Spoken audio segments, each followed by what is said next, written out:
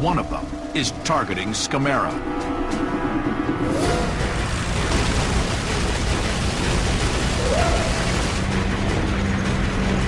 I see these tracers come by past my cockpit, and that's when I broke formation, which was a no-no. You don't break formation, but if somebody's shooting at me, I don't care what the regulation was, I was going to get out of there.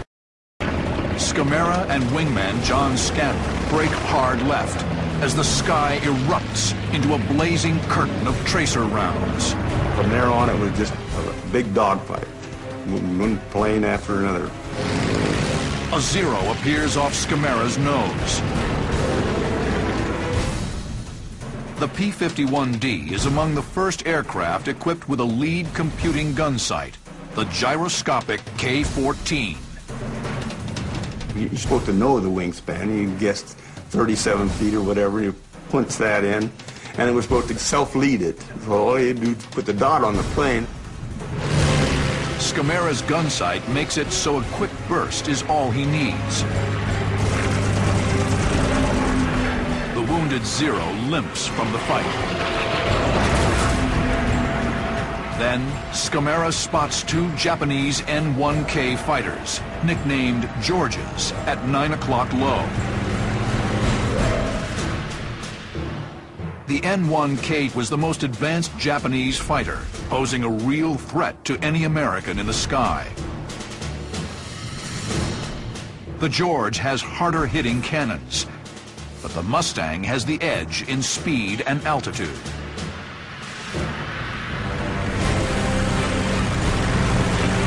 Scamera wings over into a dive. The Mustangs bore into the attack.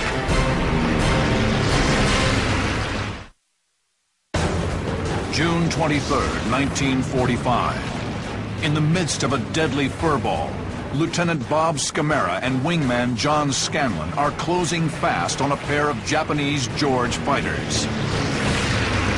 I said, if that situation happens, there's two planes, I'll head for the leader, you head for his number two man. Well, I was closing in on the leader, and he wasn't shooting at the wingman. Scamera unleashes a torrent of hot lead on the enemy wingman. He dove down, and I took off after the leader. And I caught him in nothing flat and shot him down. Splash 2 for Scamera. His strategy is to strike fast and move often. I made short bursts because one thing, I didn't want to burn up my guns, and the other thing, I didn't have to because the Japanese planes weren't armored, and they were easy to shoot down. There was no problem there. Scamera engages several more Japanese fighters, damaging 3. Seemed like every place I pointed there was a Japanese plane. It just didn't take much maneuvering to get from one to the other. But suddenly, tracers streak over his canopy. A Ki-84 Frank, the fastest fighter in the Japanese arsenal, is diving from 6 o'clock high. Scamera brakes hard left.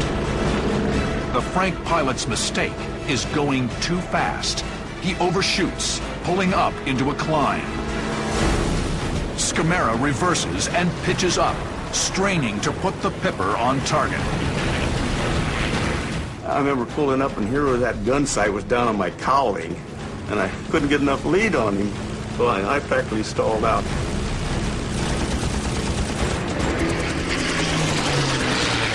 Scamera manages a short burst before he's forced to dive away.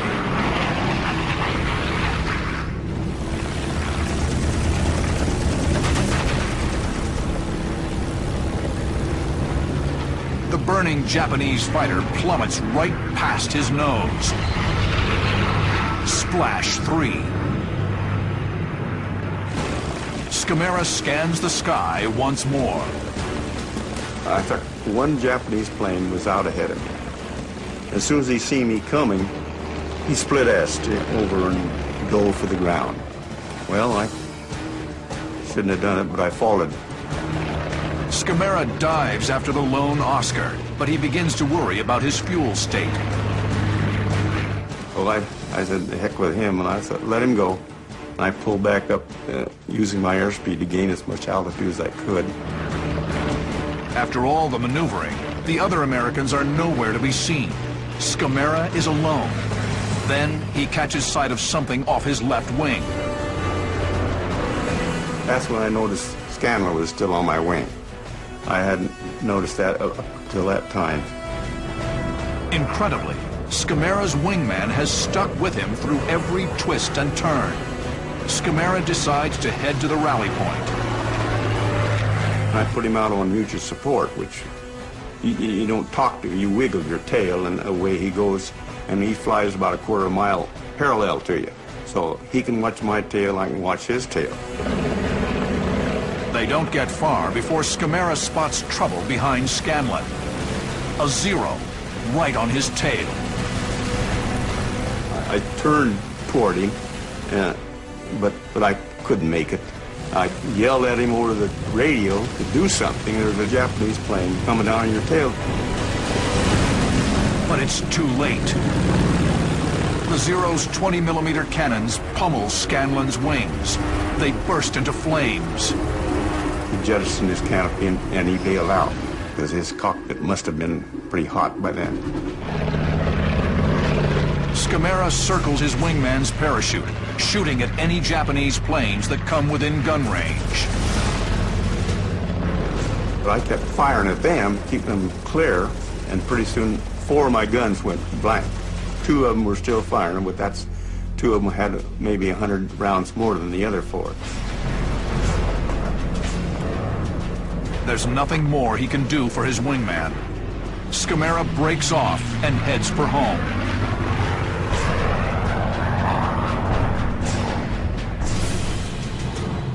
He lands back on Iwo Jima after 8 hours and 17 minutes with 6 empty guns. Remarkably, his internal fuel tank still has 54 gallons of fuel. Scamera is credited with 3 kills and 4 damaged. Tragically, John Scanlon would not make it home alive. Maybe 3 years later, because I happened to notice this little article in the newspaper, 2 or 3 women that were acquitted of war crimes. And their war crime was releasing Scanlon from the infirmary to a civilian mob that was demanding them to release him to them. Well, they released him to him and they lynched him. And that's how I found out what happened to him. I'd have gladly given them back their 3 victories just if I could have saved John, but it didn't happen that way.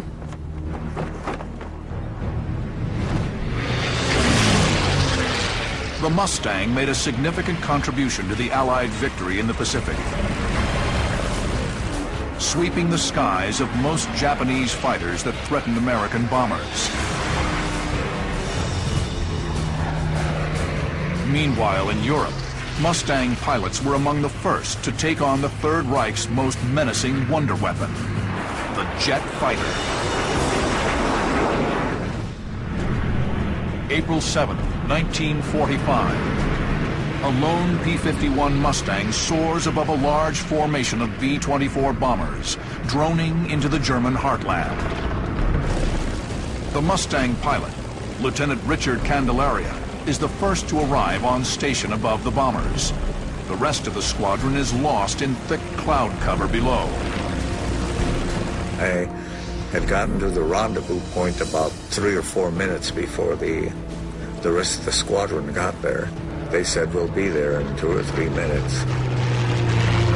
Candelaria keeps his eyes outside the cockpit, scanning the sky. The D-model Mustangs featured a bubble-type canopy that greatly improved visibility over previous models.